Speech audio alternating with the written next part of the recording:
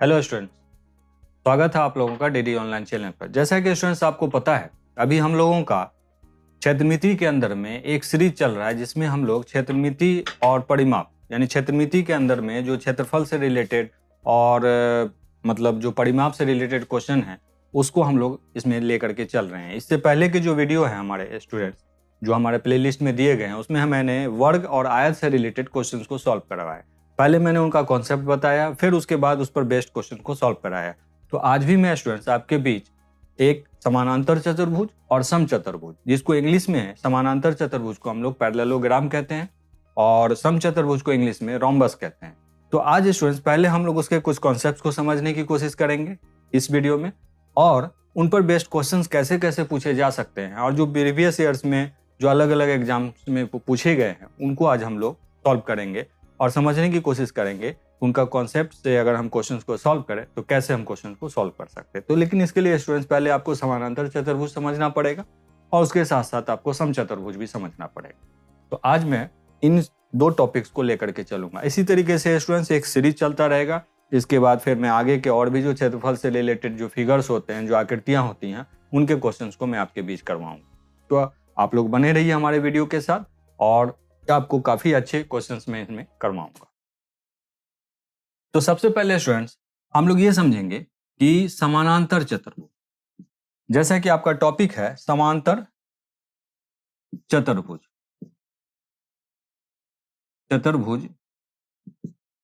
समानांतर चतुर्भुज जो आपसे क्वेश्चन पूछा गया चतुर्भुज, उससे क्वेश्चंस जो आपके बनते हैं वो कैसे, इसको स्टूडेंट जनरली हम लोग इंग्लिश में पैरेललोग्राम भी कहते हैं और उसको शॉर्ट फॉर्म में हम लोग ऐसे लिखते हैं पैरेललोग्राम इंग्लिश में। स्टूडेंट्स हम लोग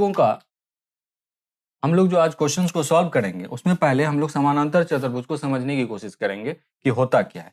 एक्चुअली स्टूडेंट्स समानांतर चतुर्भुज जो होता है वो कुछ ऐसा होता है, समानांतर चतुर्भुज कुछ ऐसा होता है। तो स्टूडेंट्स आप लोगों को क्या दिख रहा है कि समानांतर चतुर्भुज जो है इसमें सबसे पहले आप ये समझ लीजिए कि ये वाला जो पार्ट होता है इसको अगर हमने x मान लिया और इस वाले पार्ट को भी x मान लिया और इसको y मान लिया, इसको y मान लिया, तो मतलब ये होता है स्टूडेंट कि समानांतर चतुर्भुज भी कुछ कुछ आयत के जैसा ही होता है। जैसे हम आयत में क्या कहते हैं कि आमने सामने की भुजा बराबर होती है और समानांतर होती है, आयत में भी ऐसा होता है। और यहाँ ये भुजा और ये भुजा भी समान होती है, समानांतर चतुर्भुज के अंदर भी वही कहानी है जो आयत के अंदर। तो हम कुछ कैसा कह सकते हैं कि समानांतर चतुर्भुज जो होता है वो आयत का ही एक अगला रूप होता है, आयत का ही अगला रूप होता है। मतलब मेरे कहने का कि आपके पास अगर मैं कहूं कि एक आयत है, ऐसा छोटा है, मैंने कहा कि इसको ऐसे आप प्रेस कर लीजिए, तो प्रेस करके इसका कुछ आकृति इस रूप से बन जाएगा। तो यहाँ पर क्या होता है स्टूडेंट्स, एक बात का ध्यान रखिएगा, अगर ये आयत है तो आयत के अंदर में भी ऐसा ही होता है कि आमने सामने की भुजा बराबर होती है। यहाँ ये भुजा इसके बराबर और ये वाली भुजा इसके बराबर होती है और ये दोनों समानांतर भी होती है। लेकिन आयत में एक बात है स्टूडेंट्स, एक फर्क होता है कि आयत में दोनों विकर्ण जो होते हैं वो बराबर होते हैं, बट इस केस में क्या होता है समानांतर चतुर्भुज में दोनों विकर्ण बराबर नहीं होते हैं। तो मतलब ये है कि ये वाला विकर्ण ज्यादा बड़ा हो जाएगा और ये वाला विकर्ण छोटा हो जाएगा। हाँ, बट कोण की जहां तक बात आएगी तो एक बात ये स्टूडेंट्स याद रखिएगा कि आयत के केस में प्रत्येक कोण 90 डिग्री का होता है, ये सारा कोण 90 डिग्री का होता है, ठीक, 90 डिग्री का होता है। बट इस केस में क्या होता है स्टूडेंट, होगा तो इसमें भी 360 डिग्री का, यहां पर बनने वाला कोण और यहां पर बनने वाला कोण बराबर होगा और यहां पर बनने वाला कोण यहां इस कोण के बराबर होगा। बस ये याद रखिएगा इस चीज को। तो चलते हैं स्टूडेंट्स, आज हम लोग देखेंगे कि इसमें आपको कैसे कैसे क्वेश्चन पूछे जा सकते हैं। आपको सबसे पहले स्टूडेंट समझना पड़ेगा कि समानांतर चतुर्भुज में जो क्षेत्रफल से रिलेटेड क्वेश्चन होते हैं उसके लिए आपको क्या क्या चीज की जानकारी होनी चाहिए। देखिए स्टूडेंट, क्षेत्रफल के अंदर में एक बात का ध्यान रखेंगे, मैं अभी इस फिगर को हटा रहा हूं, मैं यहाँ पर ऐसे कुछ कर रहा हूं, जैसे कि क्षेत्रफल बराबर होता है इसके समानांतर चतुर्भुज का आधार गुने ऊंचाई, आधार गुने ऊंचाई, आधार गुने ऊंचाई यानी बेस इंटू हाइट। अब आप कहेंगे कि हाइट किसको लेंगे, आप समझ लीजिए, जैसे मैंने कहा कि इस कॉर्नर से एक लाइन मैंने ऐसे करके खींचा, एक लाइन ऐसे खींचा, एक सीधी रेखा खींची, इसको मैंने h माना, ठीक। तो यहां पर क्या होगा कि आधार किसको लेंगे, हम इसको लेंगे, चाहे आप इस कॉर्नर से इधर खींचिए, ठीक है, या इस कॉर्नर से इधर खींचिए, यहां दोनों ही स्थिति में उसका क्षेत्रफल बराबर आएगा। तो मैंने इधर से ले लिया ऐसे, तो मैं कहूंगा कि इसका जो क्षेत्रफल होगा वो हो जाएगा आधार। आधार आप किसको मानेंगे? x, और ऊंचाई क्या है आपका h, तो x गुने h बराबर जो हो जाएगा इसका क्षेत्रफल दे देगा समानांतर चतुर्भुज। ठीक उसी तरीके से स्टूडेंट्स एक बात का ध्यान रखेंगे कि इसके अंदर में कई बार आपसे ये दे देगा कि दो बड़ी भुजाएं जो समानांतर हैं, बड़ी भी हैं, उनके बीच की दूरी, उसको एक्चुअली हाइट लिया जाता है, उनके बीच की दूरी इस साइड से जो लिया गया क्षेत्रफल होगा। अगर आपको कभी ऐसा दे दे क्वेश्चन में कि दो छोटी भुजाएं और जो आपस में समानांतर हैं उनके द्वारा खींची गई लंबाई दूरी, अब जैसे मैं कहूं कि मैं यहां से एक लंबाई ऐसे खींच रहा हूं ऐसे, तो ये हो जाएगा h डैश। मैं मान लो कि ये वाली लंबाई को h डैश मान लो। अब मैं कहूं कि इसका क्षेत्रफल, तो इस कंडीशन में क्या होगा स्टूडेंट्स कि इसका क्षेत्रफल क्या हो जाएगा, ये इसके अनुदिश, इस छोटी भुजा के अनुदिश, तो यहां पर क्षेत्रफल आप लिख देंगे y गुने h डैश। कहने का मतलब होगा कि अब इस ऊंचाई के लिए ये आधार बन जाएगा, चाहे आप इधर से इधर लीजिए या इधर से इधर लीजिए, दोनों स्थिति में बराबर। तो हम कहेंगे कि ऐसे जो आपने लिया यानी कि आधार गुने ऊंचाई x गुने h, और ऐसे आपने लिया y गुने h डैश, ये दोनों ही स्थिति में दोनों क्षेत्रफल बराबर होते हैं। तो आप कुछ ऐसा लिख सकते हैं x गुने h और y गुने h डैश, ये दोनों ही स्थिति में ये दोनों क्षेत्रफल बराबर होंगे। तो ऐसा ही क्वेश्चन इसमें पूछा जाता है कि कभी आपको ये 3-4 चीज है, पहला तो ये दे दिया और ये दे दिया, अब आपसे ये पूछ लेगा। आप मतलब मेरे कहने का कि 4 में से कुछ भी आपको 3 दे देगा और चौथा पूछ लेगा। तो ये चीज आपको याद रखना है स्टूडेंट। और यहाँ पर मैं आपको एक दोबारा से फिगर बना रहा हूं, इस तरह से मैंने फिगर बना दिया। अब ये तो आपको दे दिया, अब आपसे इसमें एक तो क्षेत्रफल का मैंने अभी आपको बता दिया। अब इससे मान लीजिए कि x है, ये x है, ये y है, ये y है, और मैंने दो इसका विकर्ण बना दिया। एक विकर्ण को a मान लिया, इसको a मान लिया, इसको b मान लिया। ठीक है स्टूडेंट्स। तो अब आपको क्वेश्चन में एक अब इसका परिमाप भी दे देगा। परिमाप का मतलब हो जाएगा कि पेरीमीटर।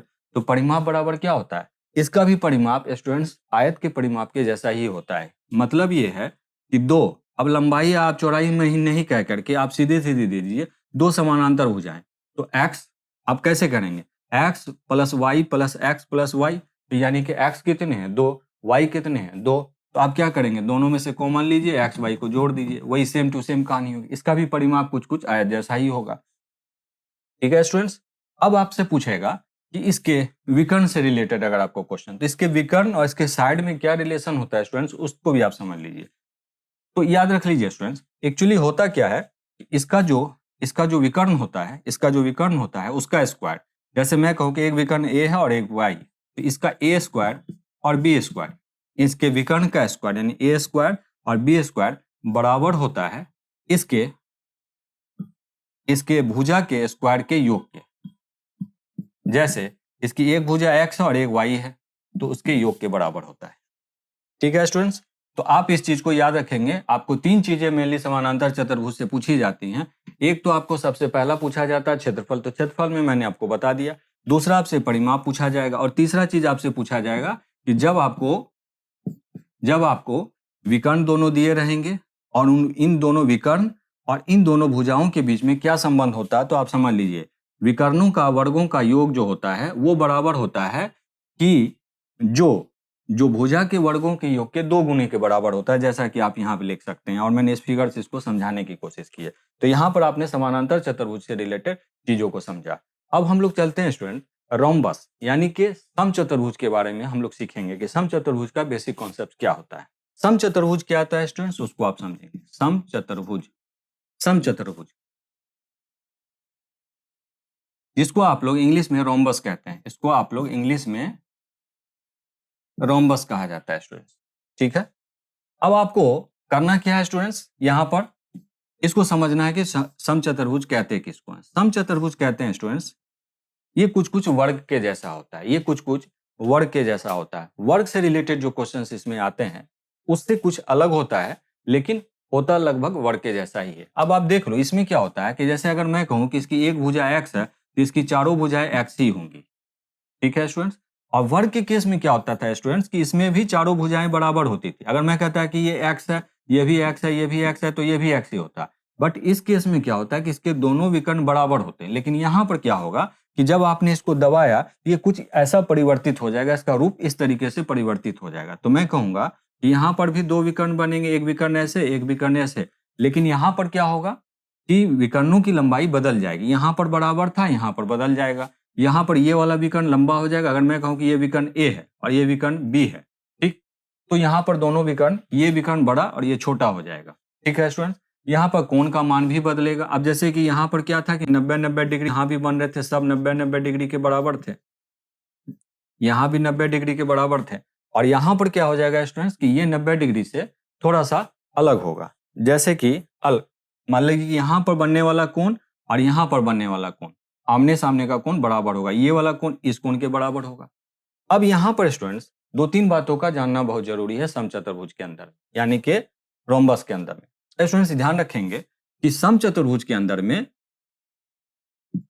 जो दोनों विकर्ण होते हैं एक दूसरे को 90 डिग्री पे काटते हैं, यानी कि राइट एंगल पे काटते हैं। तो मैं कहूंगा कि जैसे कि ये विकर्ण और ये विकर्ण है, तो ये जो यहाँ पर कोण बनाएंगे ये 90 डिग्री के बराबर होगा। तो यहाँ पर स्टूडेंट्स अगर मैं आपको ऐसे कहूं कि यहाँ पर ये काट रहा है इस पॉइंट पर, तो यहाँ पर एक त्रिभुज बन रहा है इस तरीके से, तो ये कैसा त्रिभुज बन जाएगा? एक समकोण त्रिभुज बन जाएगा। आपको पता है स्टूडेंट कि किसी भी ट्रायंगल के अंदर में अगर एक कोण 90 डिग्री के बराबर बन रहा है कुछ इस तरीके से, तो वो समकोण त्रिभुज होता है।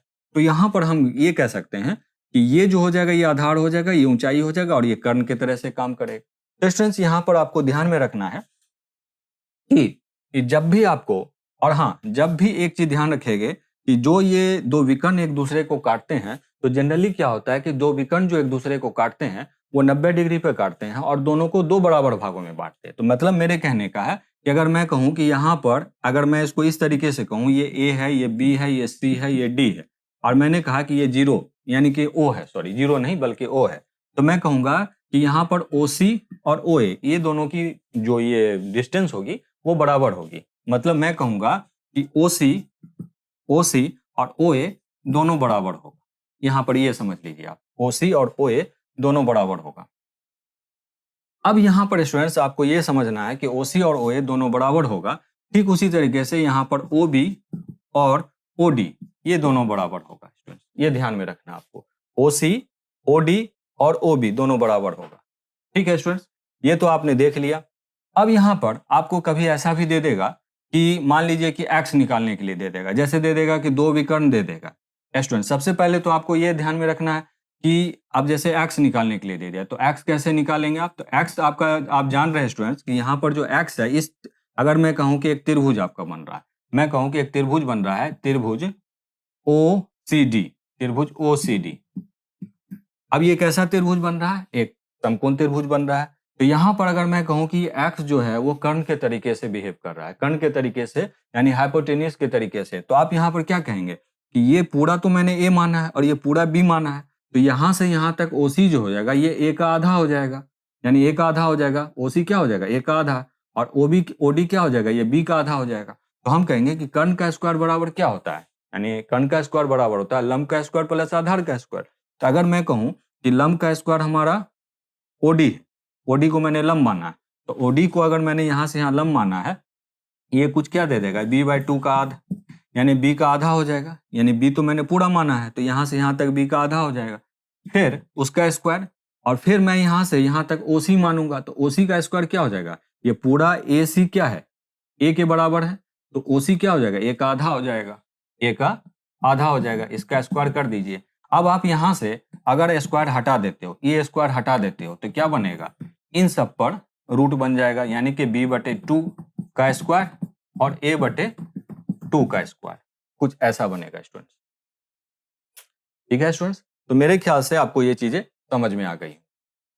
अगर आप इसी को थोड़ा सा और मतलब इजी वे में आप समझना चाहें, तो आप इसको कुछ ऐसा भी लिख सकते हैं स्टूडेंट्स, x बराबर, आप सीधे आप देखिए स्टूडेंट्स, मैं यहाँ क्या कहना चाहता हूँ इसको समझेंगे आप। जैसे अगर मैं इसको सॉल्व करूंगा तो मैं कहूंगा b² 4 हो जाएगा, ये हो जाएगा a² 4। तो आप जब आपको पता है कि यहाँ से भी आपको 1/4 है और यहाँ से भी 1/4 है, अगर आप 1/4 कॉमन ले लीजिएगा यहाँ से, तो आप कहोगे कि ये 1/4 इस तरीके से 1/4 कॉमन आ जाएगा, तो यहाँ क्या बच जाएगा, यहाँ से भी आपने ले लिया तो यहाँ से आपको बच जाएगा b का स्क्वायर और a का स्क्वायर बच जाएगा। अब आपको पता है स्टूडेंट्स कि यहाँ पर आप इसको ऐसे भी लिख सकते हैं, 1/4 है तो इसका स्क्वायर रूट 1 हो जाएगा, तो आप इसको ऐसे भी लिख सकते हैं b² प्लस a²।